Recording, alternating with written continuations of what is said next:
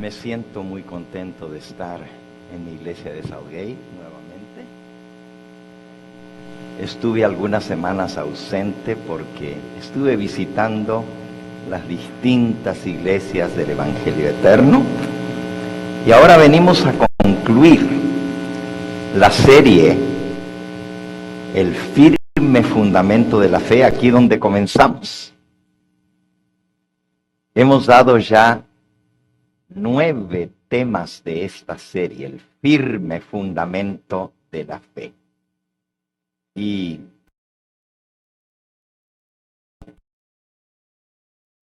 esta tarde vamos a concluir la serie completa.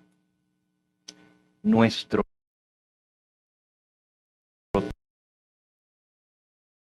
encuentra en 2 de Timoteo, capítulo 4. 2 de Timoteo, capítulo 4. Adelante, hermano. Por cierto, los que traigan sus ofrendas para el Teletón, no interrumpen con venir y ponerla aquí, para gloria de Dios. Y tendremos un momentito al final para que los que quieran puedan acercarse también. Escribe el apóstol Pablo a su amado discípulo Timoteo.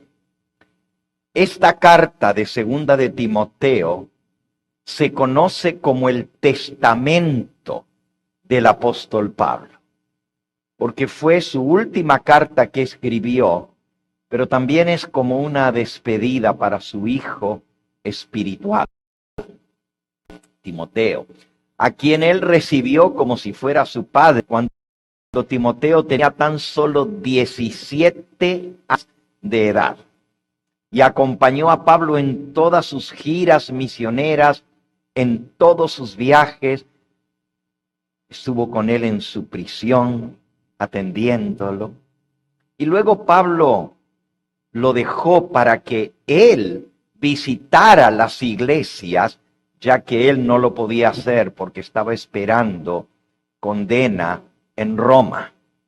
Y fue entonces, justo antes de que tuviera su cita con el emperador más poderoso de aquella época, el emperador romano. Y nosotros sabemos lo que pasa. A veces nos parece que Dios no nos escucha, porque le pedimos que Él actúe. Y sin embargo las cosas no salen como nosotros le pedimos.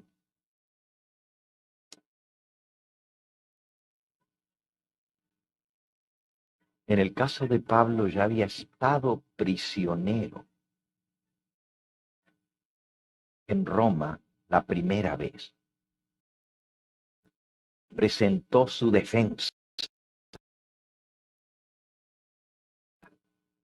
dar el veredicto para más adelante. Y esto alargó su tiempo en la cárcel. Si leen allí en 2 de Timoteo, en el capítulo 4, dice en el versículo 16, 2 de Timoteo 4, 16. En mi primera defensa, cuando él se presentó ante el emperador, ninguno estuvo a mi lado.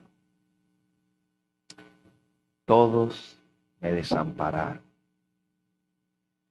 Que no les sea tomado en cuenta. Pero el Señor estuvo a mi lado y me dio fuerzas para que por mí fuese cumplida la predicación y que todos los gentiles oyesen. Así fui librado de la boca del león.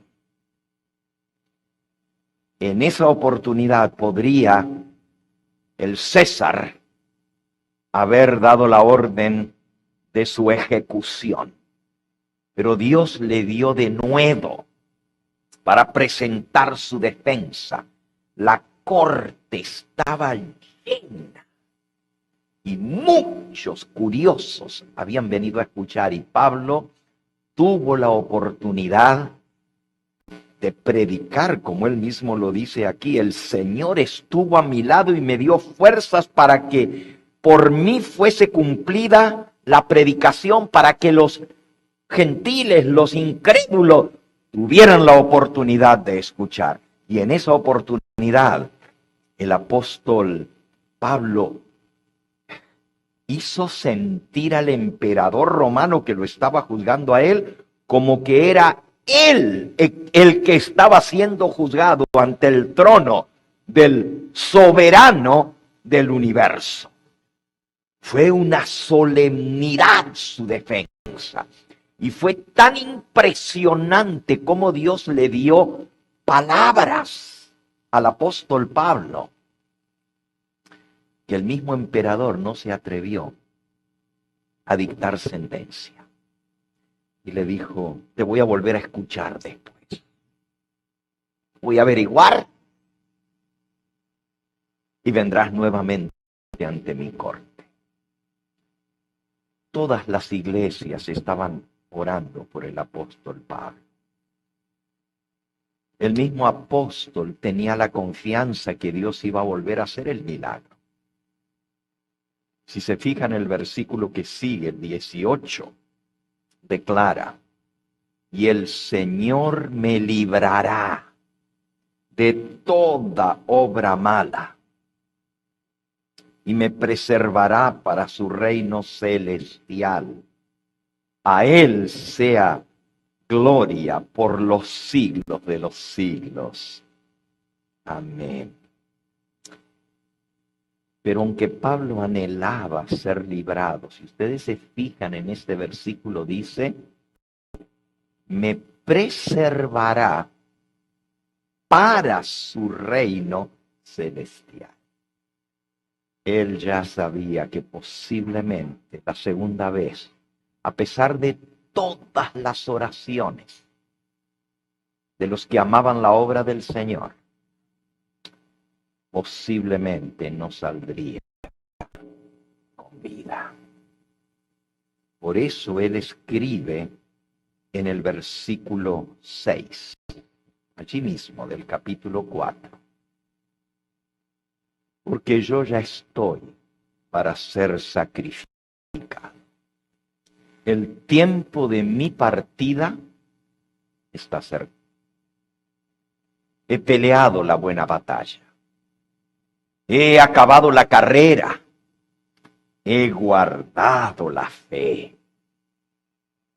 Por lo demás, versículo 8, me está guardada la corona de justicia, la cual me dará el Señor, juez justo, en aquel día, y no solo a mí,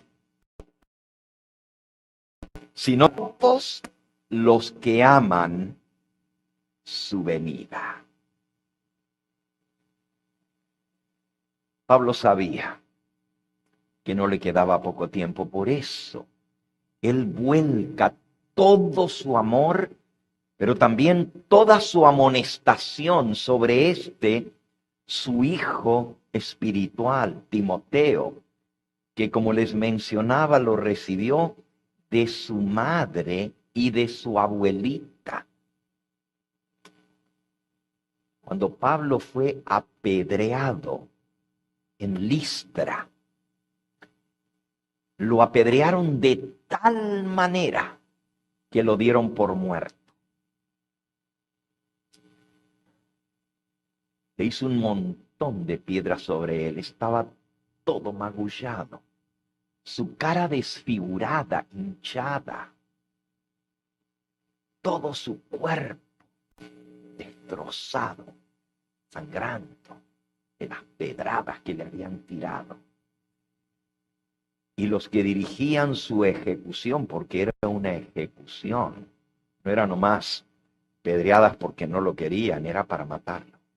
Los porque lo acusaron de blasfemia a los judíos, porque habló de Jesucristo. Los que dirigían la ejecución se fijaron que estaba muerto y lo arrastraron por las calles de piedra de Listra y lo sacaron fuera de la ciudad, al basurero público. Lo dieron por muerto. Yo me imagino que cuando lo estaban apedreando, Pablo se habrá acordado. ¿Cómo olvidarse de cuando él presidió la ejecución del primer mártir cristiano, Esteban? Y él estaba dirigiendo la ejecución. Y ahora le tocó a él sufrir las penas. En esa ocasión, Dios hizo un gran milagro, porque todavía Pablo tenía mucho que dar para la obra del Señor. Eso que les conté de Listra sucedió en su primer viaje misionero. Y en total, él recorrió el imperio romano visitando distintas provincias y predicando la verdad en 4 viajes misioneros. Y fue a 3 continentes distintos, predicando la palabra. Timoteo había estado entre los testigos de su apedreamiento. Era un jovencito de 17 años, fervoroso. Había sido criado por una madre y una abuela que amaban la palabra de Dios. Por eso, en el capítulo 3 de esta misma epístola, le dice Pablo a Timoteo en el versículo 12 en adelante: y también todos los que quieren vivir piadosamente en Cristo Jesús padecerán persecución. Mas los malos hombres y los engañadores irán de mal en peor, engañando y siendo engañados.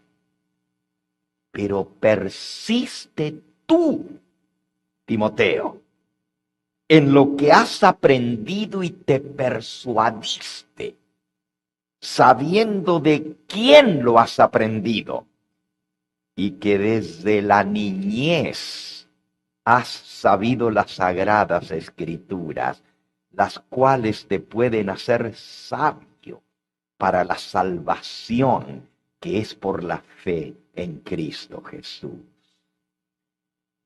Persiste en lo que aprendiste, sabiendo de quién lo aprendiste. No solamente de su madre y de su abuela, Loida y Eunice se llamaban, pero también lo aprendió directamente de las sagradas escrituras. Este jovencito era tremendamente precoz, conocía la Biblia porque de niño su madre y su abuela le habían enseñado. Oh madres, oh abuelas, dedíquenle tiempo a sus hijos, porque nunca saben si esa criaturita que ustedes están enseñando no va a llegar a ser como el apóstol Pablo. No sabemos los planes que Dios tenga. Por eso, cuando Timoteo vio la manera atroz como apedrearon al apóstol Pablo, era un joven muy impresionable. se sintió muy impresionado con lo que vio. Se sacudió. Y cuando vio que los hermanos, Ellen White cuenta la escena del basurero público. Lo llevaron fuera de la ciudad, arrastrado a Pablo por las calles empedreadas y lo tiraron a la basura. Y los hermanos fieles de Listra se reunieron en torno al cadáver para llorar. Pero había gente de fe allí. Y le dijeron, Señor, tú puedes levantarlo. Para ti no hay nada imposible. La verdad es que la Biblia no dice si Dios lo resucitó o si realmente todavía estaba vivo y Dios lo sanó. No dice, solamente el apóstol Pablo cuando cuenta esto en el libro de Hechos, dice que lo dieron por muerto. Eso es lo que dice, por muerto.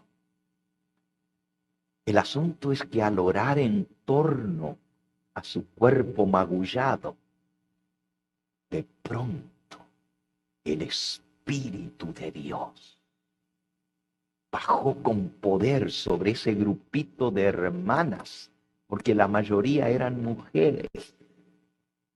Entre ellos estaba Timoteo, con su madre y con su abuelita. Y el Espíritu Santo descendió con poder. Y Timoteo vio con sus ojos azorados cómo Pablo se incorporaba.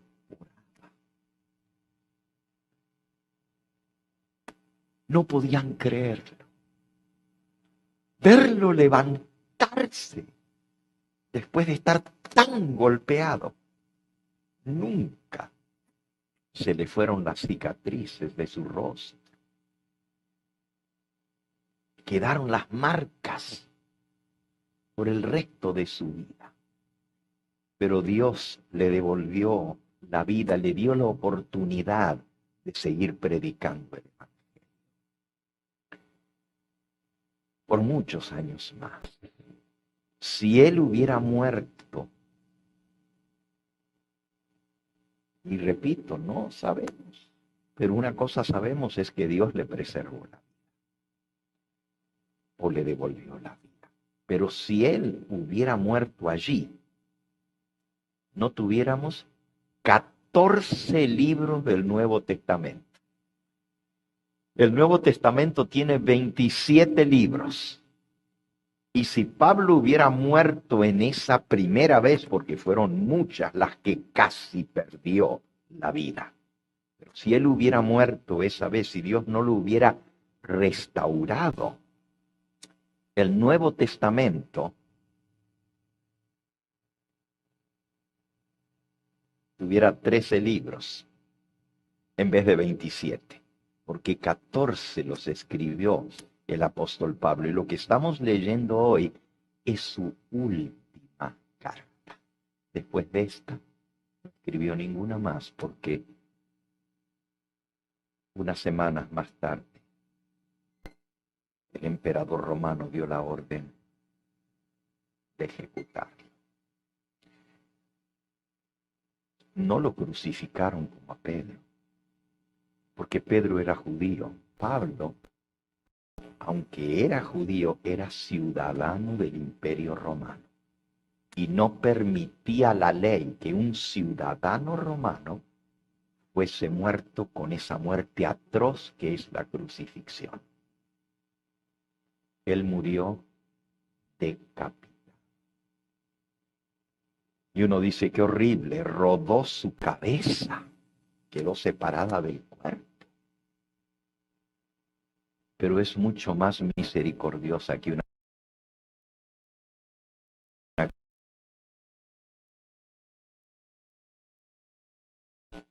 El cerebro del resto del cuerpo no hay dolor. En el momento se acaba. Y así terminó Pablo su vida. Con fe he peleado la buena batalla. He acabado mi carrera, he guardado la fe. Él ya sabía que había cumplido el propósito de Dios en su vida. Por eso estaba listo.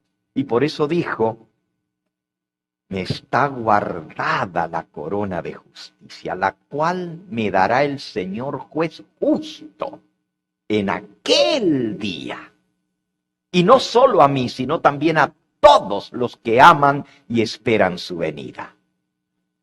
Fue el mismo apóstol Pablo el que escribió que los muertos no se van a adelantar a los vivos a recibir su recompensa. Y los vivos vamos a ver al Señor antes que los que murieron. Todos en aquel día, dice Pablo, me será dada la corona de justicia, la corona de vida eterna. Si vamos a la epístola antes de Timoteo, está Tesalonicenses. 2 cartas que Pablo les escribió a los hermanos de la iglesia de Tesalónica. Y en el capítulo 4 de Primera de Tesalonicenses, él dice, versículo 13, Primera de Tesalonicenses 4, versículo 13.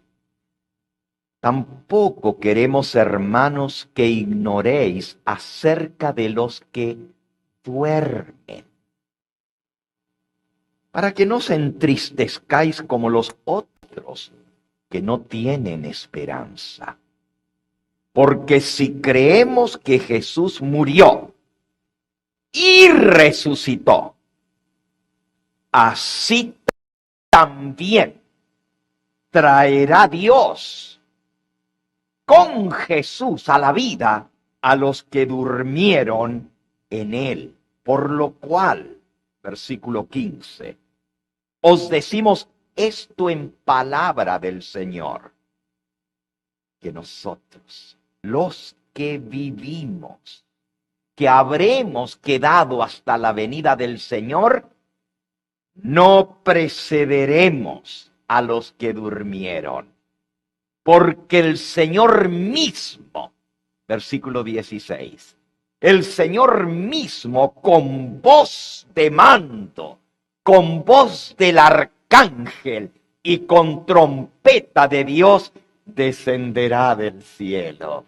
Y los muertos en Cristo resucitarán primero. Y luego nosotros, versículo 17, los que vivimos, los que habremos quedado, seremos arrebatados juntamente con ellos en las nubes a recibir al Señor en el aire, y así estaremos para siempre con el Señor. Eso es lo que enseña la palabra de Dios sobre los muertos. Están dormidos, esperando aquel día cuando el Señor venga a dar su recompensa. Por eso Pablo tenía esa fe certera, esa convicción de que Dios era poderoso para guardar su depósito para aquel día. Hay mucha gente que cree que los que mueren se van a estar de inmediato con el Señor en el cielo. Cuando digo mucha gente, me refiero al mundo entero, prácticamente. El mundo entero. Católicos y protestantes evangélicos de todas las iglesias creen que cuando uno muere, se va a estar con el Señor.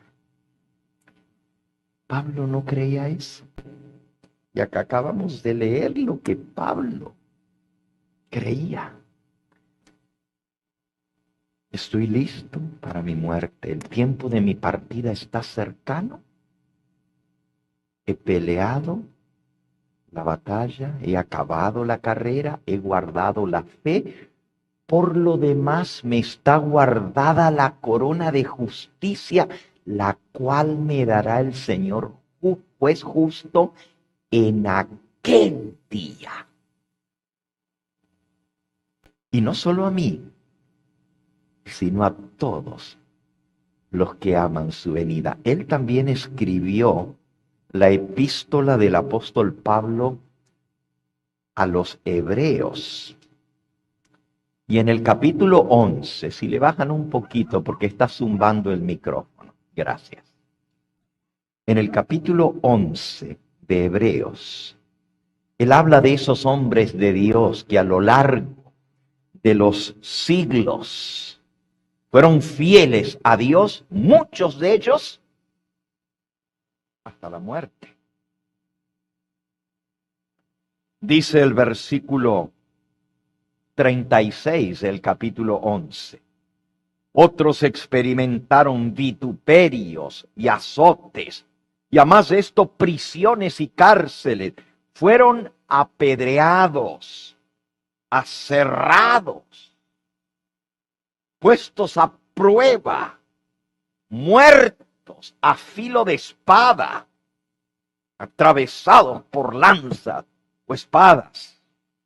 Anduvieron de acá para allá cubiertos de pieles de ovejas y de cabras, pobres, angustiados, maltratados, de los cuales el mundo no era digno, errando por los desiertos, por los montes, por las cuevas, por las cavernas de la tierra. Y todos estos, dice el versículo 39, todos estos, junto con todos los demás que él ya habló, de los héroes de la antigüedad, de Abraham, de Isaac, de Jacob, todos los grandes siervos de Dios, dice, todos estos, aunque alcanzaron buen testimonio mediante la fe, no recibieron lo prometido. Y él está escribiendo esta carta, la escribió un poquito antes de la destrucción de Jerusalén, alrededor del año 66, 67 después de Cristo, es decir, 3 años antes que el templo de Jerusalén fuera destruido, se escribe la carta a los hebreos. Y en esta carta Pablo les dice que pongan su mirada no en el templo en Jerusalén, sino en el templo de la Nueva Jerusalén. Ahora vean, él dice, y aquí estamos hablando, Cristo murió en el año 31. Muchísimas gracias, hermanos, por su donación que están trayendo. Qué bonito es ver venir a los hermanos, depositar con fe esta siembra, esta semilla para que más almas conozcan el mensaje del Señor. Qué bonito.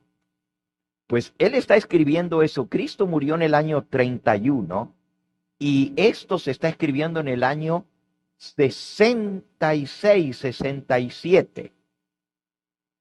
Es decir, más de 30 años después de la muerte y resurrección de Cristo. 30 años más tarde. Y miren lo que él dice. Todos estos que murieron por su fe, aunque alcanzaron buen testimonio. Adelante, hermano, adelante. Puede poner su ofrenda. Qué bonito. Si algunos de ustedes que nos están viendo también desean dar su ofrenda al Señor en este día, para este Teletón es nuestro último día, ya mañana será el cierre, pueden llamar a los números que aparecen en pantalla y nuestras hermanas voluntarias están en los teléfonos recibiendo llamadas ahora mismo. No importa de dónde llamen, van a poder hablar con alguien y dar su ofrenda, así como los hermanos están trayendo su ofrenda y muchos de ellos nomás vienen a dar su ofrenda. Aquí viene el hermano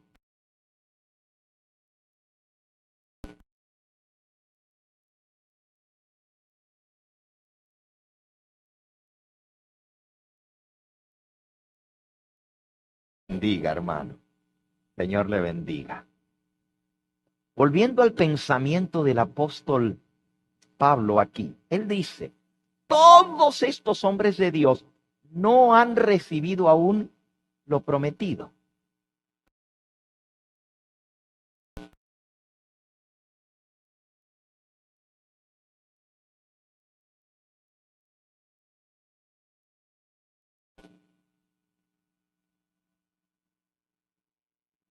Dice el versículo 13, el 13. Conforme a la fe, murieron todos estos sin haber recibido lo prometido. La misma declaración, igualito que el versículo 39. Todos murieron sin haber recibido lo prometido, sino mirándolo de lejos, creyéndolo y saludándolo y confesando que eran extranjeros y peregrinos sobre la tierra. Lo que tú y yo somos. Este mundo no es nuestro hogar. Esperamos una patria mejor. Sigue diciendo aquí,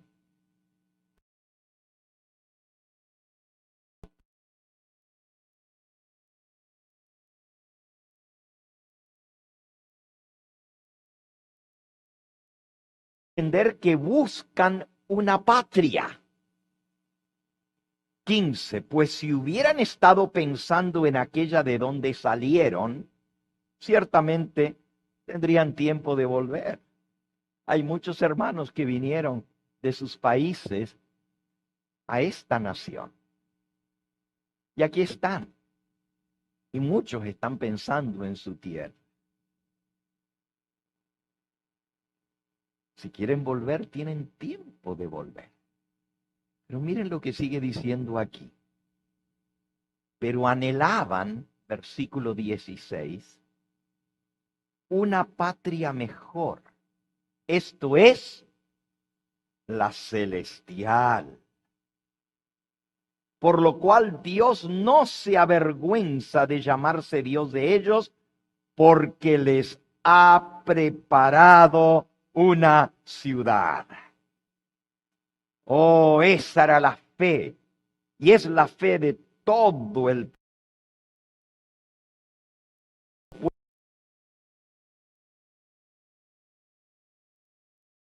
pueblo. Por la fe, Abraham habitó como extranjero en la tierra prometida, como en tierra ajena, morando con Isaac y Jacob, coherederos de la misma promesa, porque esperaba, ¿qué era lo que esperaba Abraham, Isaac y Jacob?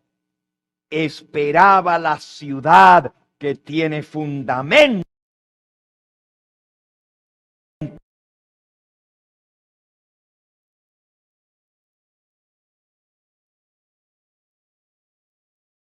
Hijo de Dios. Y fíjense que Pablo está diciendo, todos ellos murieron sin haber recibido lo que Dios les había prometido. Pero lo creyeron, lo esperaron, lo saludaron desde lejos. Para allá voy, para allá voy. Aunque no alcanzaron a llegar en sus días terrenos, van a alcanzar la patria celestial. Y volviendo al versículo 39 que estábamos leyendo allí mismo en el capítulo 11 de Hebreos, dice, todos estos, aunque alcanzaron buen testimonio mediante la fe, no recibieron lo prometido. Proveyendo Dios, versículo 40, alguna cosa mejor para nosotros, para que no fuesen ellos perfeccionados aparte de nosotros. Qué clarito. Todos estos hijos de Dios a lo largo de la historia, en los siglos, todavía no han recibido la promesa eterna, porque Dios lo hizo de tal manera que todos vamos a recibir la recompensa juntos. Ni ellos antes que nosotros, ni nosotros antes que ellos. Como decía Pablo en Tesalonicenses, todos juntos seremos arrebatados en las nubes a recibir al Señor en el aire. Esa era la esperanza de Pablo, muy diferente a lo que hoy en día cree el mundo cristiano. Y uno lo escucha continuamente. Últimamente me ha tocado asistir a muchos funerales, casi 2 por semana. Y a veces no todas las personas, familia de los que mueren, conocen lo que tú y yo conocemos. Me tocó la semana pasada predicar un sermón y había tanta gente en la iglesia donde era el funeral. Y este hermano y su esposa habían conocido el mensaje a través del canal de televisión. Pero tenían una familia muy, muy grande. Y todos vinieron para el sepelio.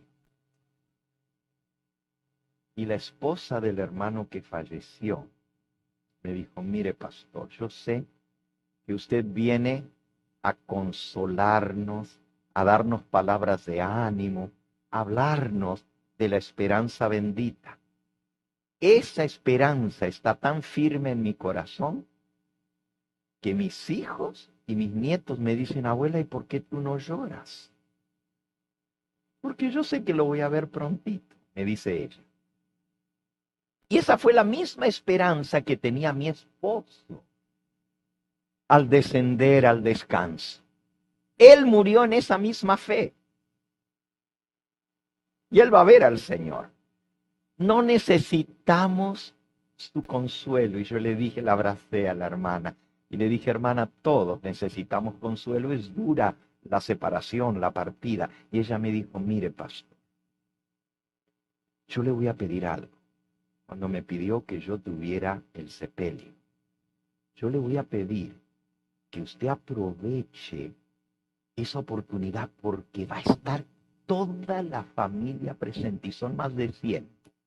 Y nosotros somos los únicos adventistas. Bueno, mi esposo era y yo. Yo le voy a pedir que usted les arranque la venda de los ojos.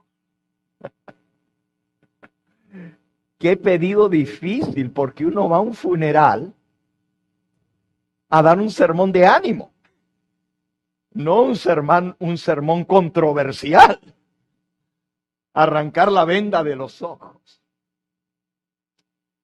Me puso una tarea bastante difícil, la hermana. Pero cuando llegué al funeral y me encontré que el templo estaba repleto, no había lugar. Y a pesar de la pandemia, todos pegaditos uno al lado del otro. Y luego afuera estaba lleno de gente, mucha, mucha. Porque no solo vino la familia, vinieron amistades, conocidos.